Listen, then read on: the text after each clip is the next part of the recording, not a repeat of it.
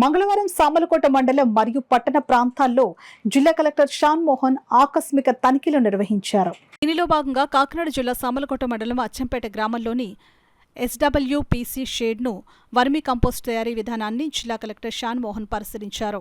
అచ్చంపేట గ్రామం కాపు కళ్యాణ మండపం వద్ద ఉన్న సురక్షిత మంచినీటి ట్యాంక్ వద్ద క్లోరినేషన్ ప్రక్రియ వివరాలను పంచాయతీ RWS అధికారులను అడిగి తెలుసుకున్నారు.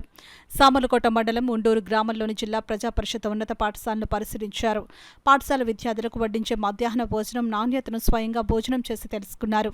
పాఠశాల విద్యార్థుల సంఖ్య, హాజరు శాతం, మరుగుదొడ్లోని శుభ్రత, పాఠశాల ఇతర అవసరాలను, మౌలిక సదుపాయాల వివరాలను DEO P. రమేష్ ఇతర అధికారులను జిల్లా కలెక్టర్ షాన్ మోహన్ అడిగి తెలుసుకున్నారు.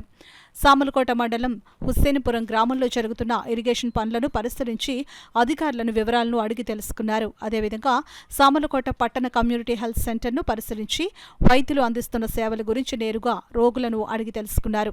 ఈ సందర్భంగా గోదావరి కాలువలో గుర్రపటెక్క పూడికతీత పనులను పరిశీలించి వివరాలను ఇరిగేషన్ అధికారులను అడిగి తెలుసుకున్నారు. ఈ పర్యటనలో జిల్లా కలెక్టర్ వెంట జిల్లా పంచాయతీ అధికారి K. భారతి సౌజన్య, గ్రౌండ్ వాటర్ DD సామలకోట మండల ప్రత్యేక అధికారి P. రాధాకృష్ణ, RWS సామలకోట మండల తహసీల్దార్, MPDO ఇతర అధికారులు పాల్గొన్నారు.